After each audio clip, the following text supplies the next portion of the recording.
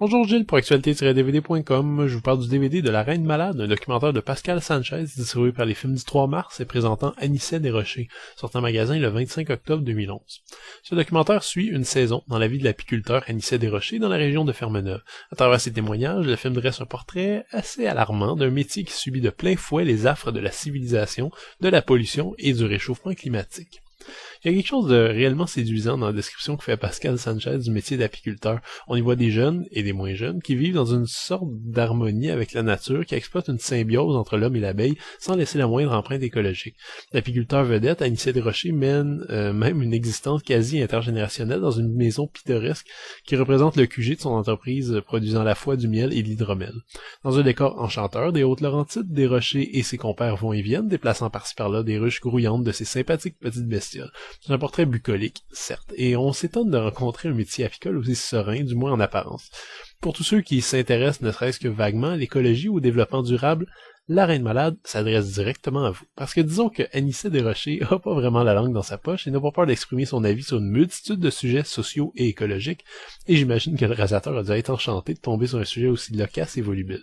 Je sais pas à quel point Pascal Sanchez avait en tête l'idée de faire un documentaire à saveur écologique, ou si cet aspect est venu après qu'il ait décidé de tourner sur les apiculteurs. Ne vous attendez pas à une narration ou à des informations documentaires mur à mur, je vous le dis tout de suite. La Reine Malade dévie dès le départ de l'idée de présenter le métier d'apiculteur de façon classique, et se met au diapason d'Anicet Desrochers, qui finalement supporte tout le film à lui seul. C'est un problème évidemment puisqu'on limite alors les sources d'information et les points de vue, et j'ai commencé à trouver le temps très long vers la fin. Je crois pas que le film en aurait perdu beaucoup s'il n'avait été qu'un moyen métrage.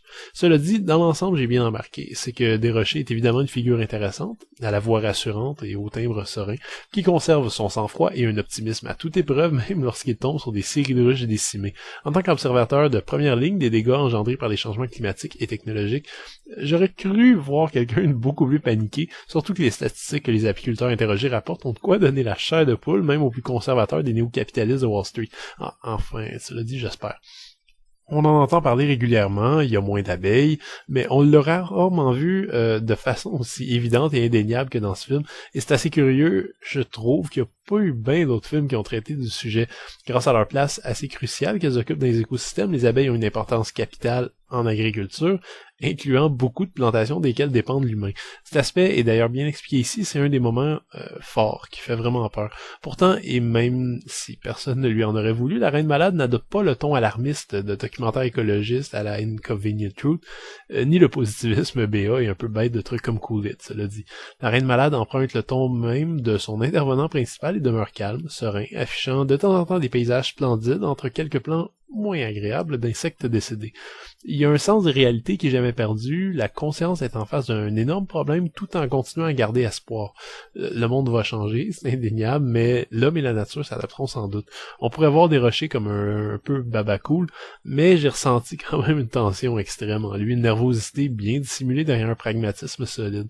Pascal Sanchez comprend aussi bien le problème ici, mais il préfère laisser au public le soin de constater par lui-même les dégâts humains sur une espèce animale très précieuse. Son film est bien conçu, fascinant dans sa description d'un monde peu connu, bizarrement, même s'il pêche par un excès de longueur et un montage qui aurait pu être resserré davantage, je crois.